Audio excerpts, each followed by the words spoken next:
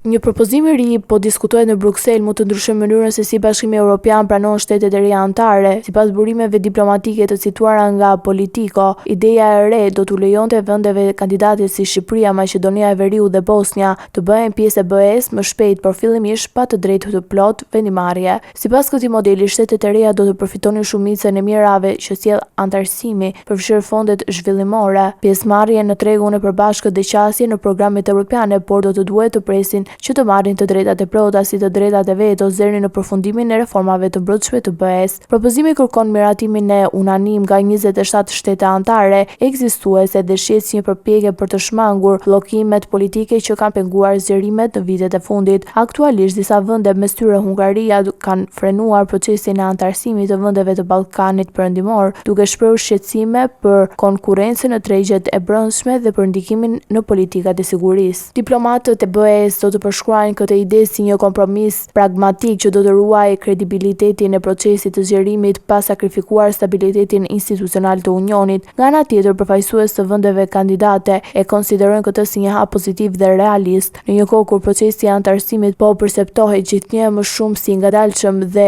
burokratik, pavarësisht përpjekjeve dhe reformave të thella politike dhe gjyqësore në rajon. Nëse do të marrë të rritën jeshile, kjo formulë do të shënojë një fazë të re politike së zgjerimit të Bashkëpunimit Evropian, duke i hapur rrugë një integrimi më të shpejtë për të kushtëzuar vendet që aspirojnë të bëhen pjesë e familjes evropiane.